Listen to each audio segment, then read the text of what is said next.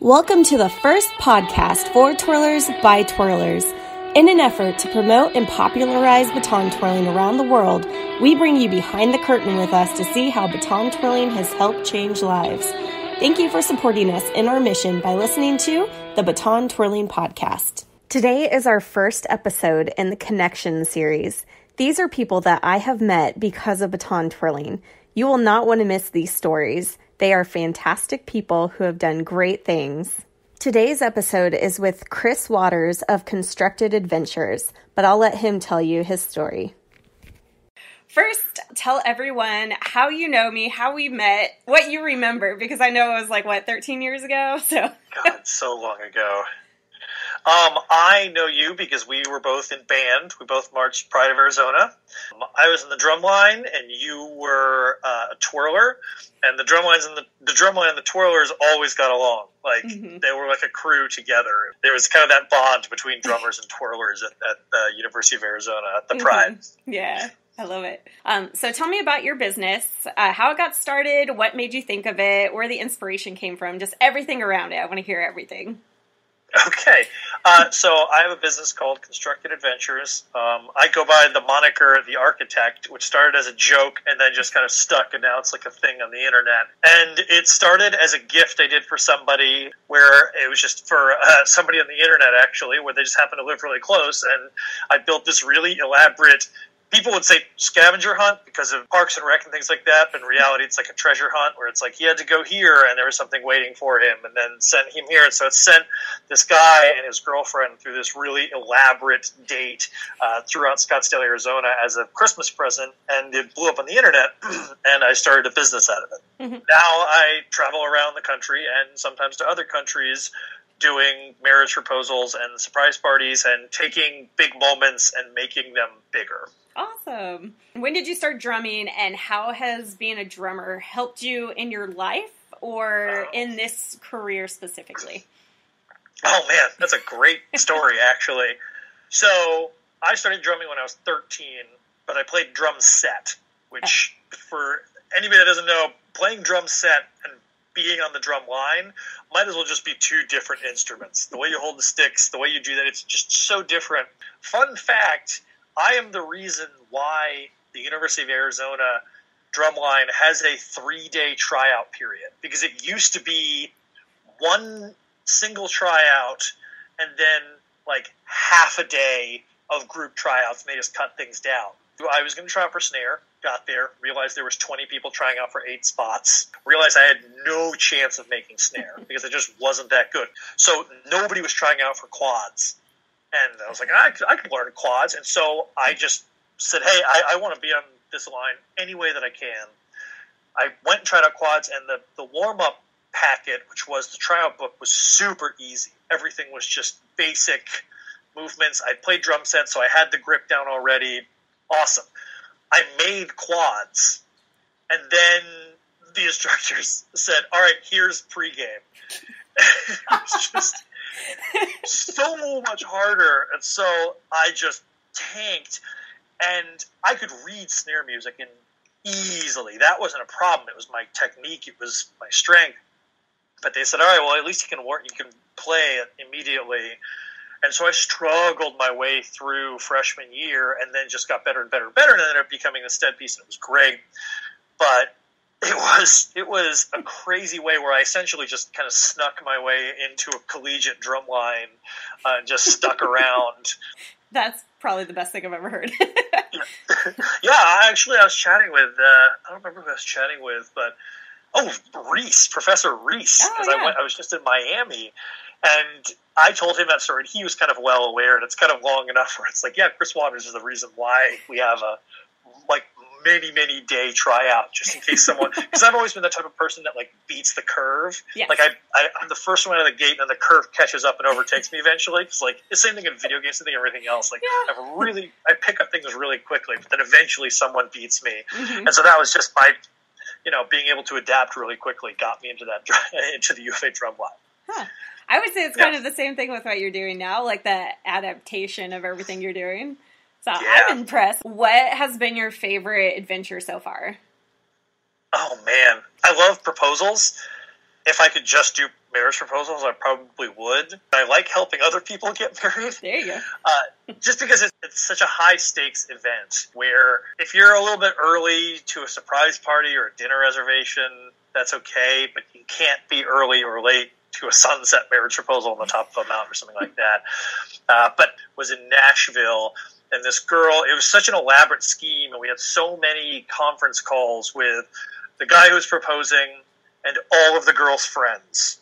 But it ended up being this whole elaborate scheme where there was I had to rely on a lot of people to all keep a secret and all play their role and all play their part, and they were perfect. And so she thought she was going cake tasting for her friend's wedding. They went to a donut place because they thought the groom's side was going to be all donuts, and they took some to go, and instead of that, it was a box full of these big puzzle pieces and an envelope that said, "You're not going cake tasting, you're not doing all these things you think you're doing, you're getting in the limousine that's pulling up right now, have fun today."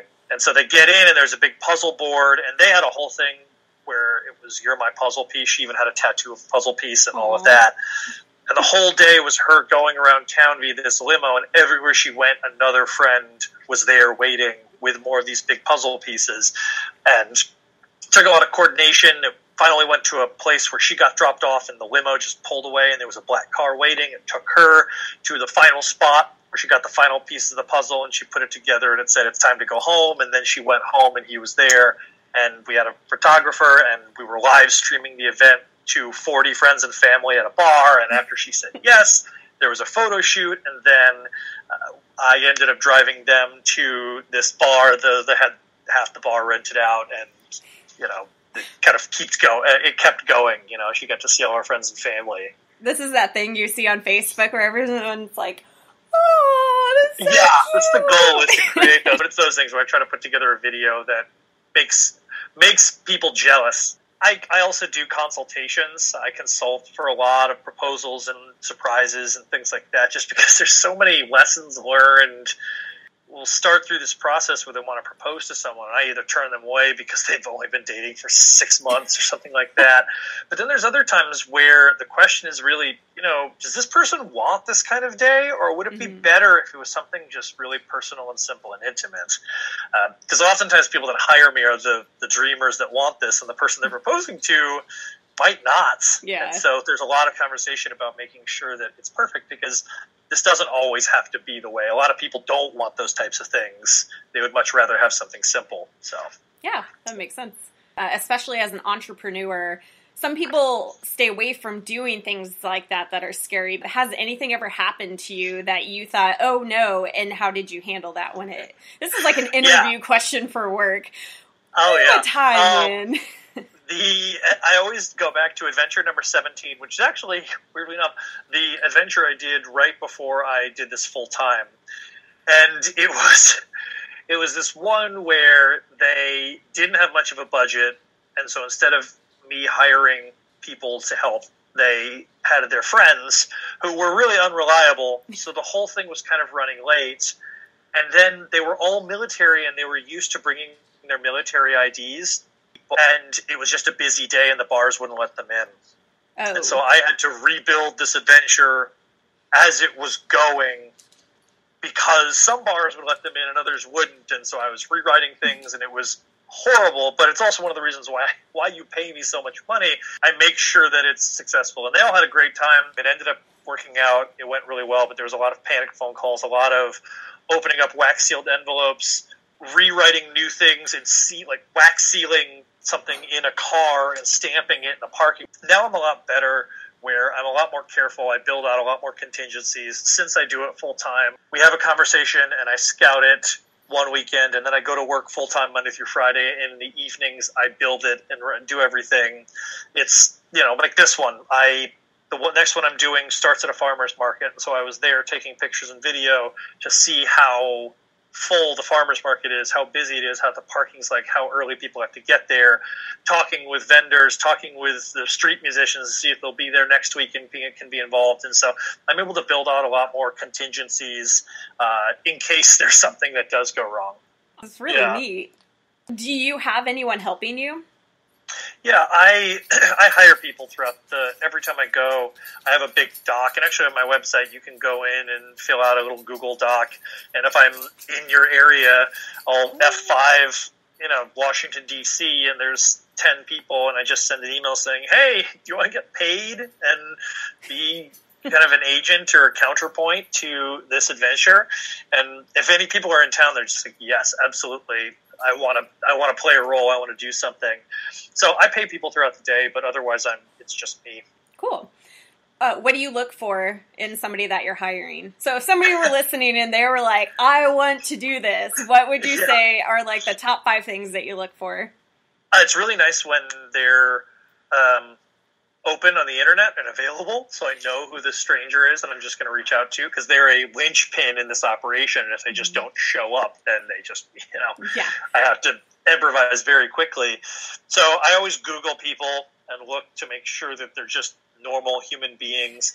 The Google Doc is pretty thorough in a sense, where you can link social media, and if you have any skills where it's like, I'm an amateur actor, or I have a boat, or things like that, you can put it in there. But I don't always need that. Sometimes I just need someone that's willing to be at this location and drop an envelope 30 seconds before these people arrive, and then move to this location and just walk up to them when they're waiting on a boat and say, "I was instructed to give you this." I'm doing one that's basically going to happen, where they get on the boat and wait for further instructions, and you just get a ticket on this fun ferry boat ride, and you get to see them, and right before they get off, you get to hand them an envelope, and just kind of be that mysterious stranger, right, that was placed there at that one moment. Mm-hmm. So there's nothing that anybody can do it.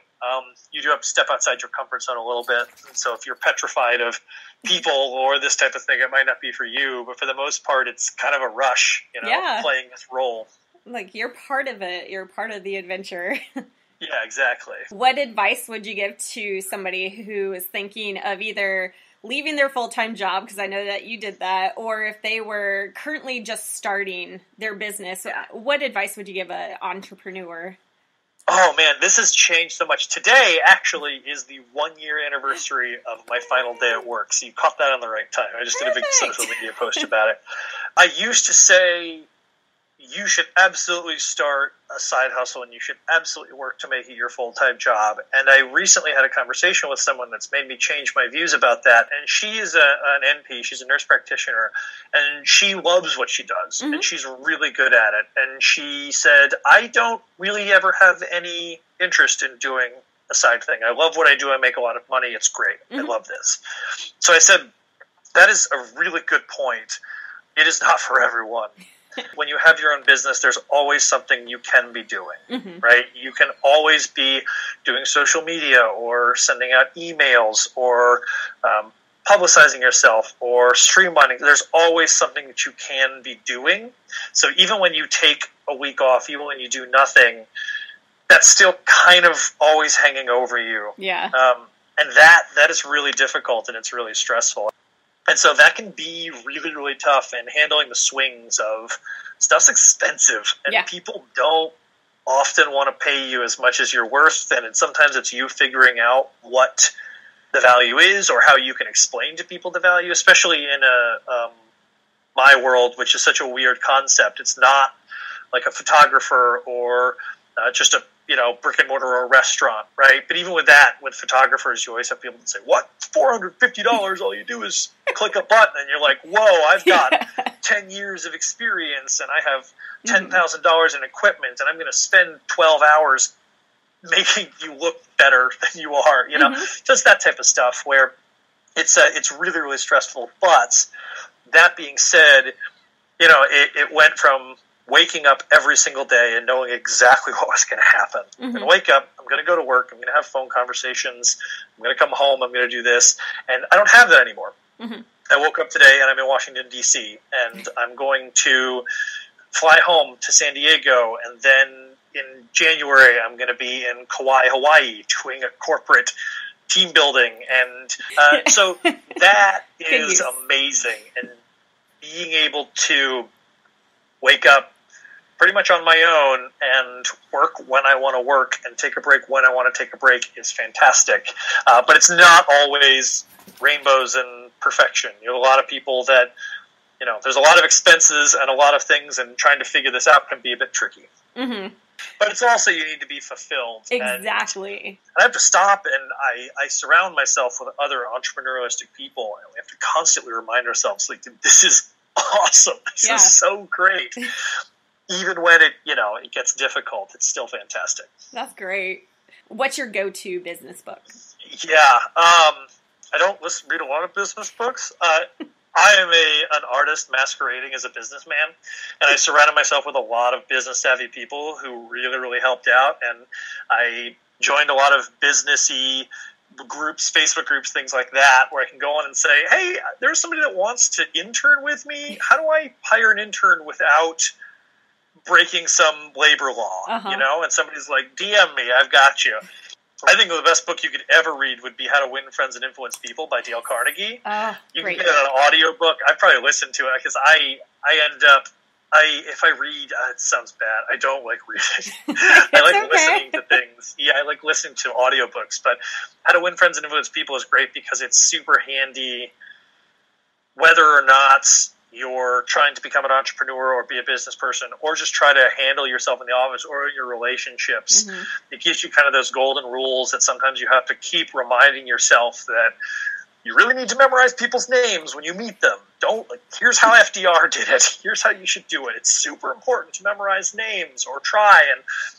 And so I'd say that is one of the most useful books I ever listened to because it changed how I carried myself as a human being.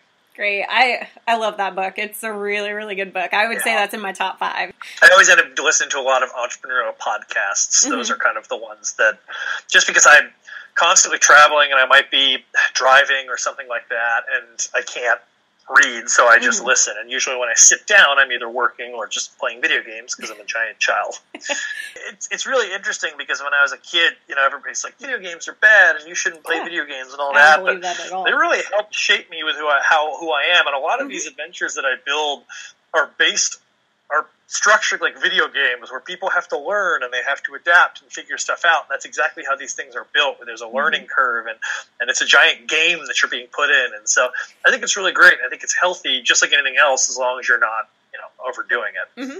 Oh, I played video games growing up my whole life. Anytime somebody tells me video games aren't good or they're not worth it, and I'm like, I work in technology because I played video games. Yeah, exactly. Your adaptation, just hands and all that. And then, people would be like, video games are bad for you. And then just binge watch Netflix for 9 hours. It's just as bad. I'm not judging you for binge watching Netflix for 9 hours because I've done it too. Right. But don't look down on me for this. Where can people find you? What's your website? Where can they find you on social media? Yeah, so it's all Constructed Adventures. I've done a pretty good job with search engine optimization, SEO. So if you just Google Constructed Adventures, you'll get the gambit. Website's just constructedadventures.com. Facebook, Instagram, Twitter are all some form of @constructed, I think, _adventures or constructed ADV. If you go on the website, it's got it all there. That's really it. On the website, I do have 2 blogs. One details past adventures that I need to do a better job of updating. The other one, thus going back to always having something to do. The other one is detailing out some of my methods. Those are the big ones. I'm most active on Instagram. You can always reach me at chris@constructedadventures.com, but everything's through that website. I'm extremely open with communication. And I like encouraging people to do spectacular things for others, and I like encouraging people to take that entrepreneurial step if it's right for them. Great. Yeah, I can't wait to see your business grow. I've been following it since you first put out the first one. And if you and your husband are interested and not busy and can find people to take care of your kids, I'm doing my annual birthday. It's called the Grand Hunt. This one's going to be the 3rd annual Grand Hunt. It's a giant treasure hunt bar crawl extravaganza fundraiser to raise money for my favorite nonprofit. And the whole purpose of it is to find me on my birthday. But you show up and you form teams and you get clues and you go around and you have a good time and you try to find me on my birthday. And so I'll shoot you over the registration website if you're interested. Right now, the tickets are like $20. Oh, I will totally do it. What nonprofit do you support? It's called Outdoor Outreach. They take underprivileged kids in San Diego and they take them surfing and snowboarding and rock climbing and mountain biking. And so they kind of help help nurture them into successful adults using the transformative powers of outdoors. That's the kind of official thing. My thing that I like to say is, like, they take kids that have never seen snow before, like high school seniors that have never seen snow, and pay for a very expensive snowboarding trip. But then, you know, the week before the snowboarding trip, they're like, hey, we're doing like a public outreach class on like how to do job interviews. Like, you should come. And they're like, cool, all my friends in this group are going too. So they basically they help kids, underprivileged kids, and they use surfing and snowboarding and free diving and stuff like that as kind of like the gateway into joining this great club at school. So it's a wonderful organization. Cool. Yeah. Well, I'm going to look. It was great chatting with you. Thank you for coming on and talking with us and all the twirlers and just seeing the different connections that they can make through baton twirling. Absolutely. Thank you so much. You have a wonderful night. You too. Bye. Hey, bye. Thank you again for listening to the Baton Twirling Project podcast. We hope you enjoyed today's episode. Don't forget to subscribe to be the first notified of future episodes so you can stay up to date with baton twirling news. Make sure to leave us a positive review on iTunes to help us reach more and more people about baton twirling. If you'd like more information about baton twirling in your local area, email us at batontwirlingpodcast@gmail.com.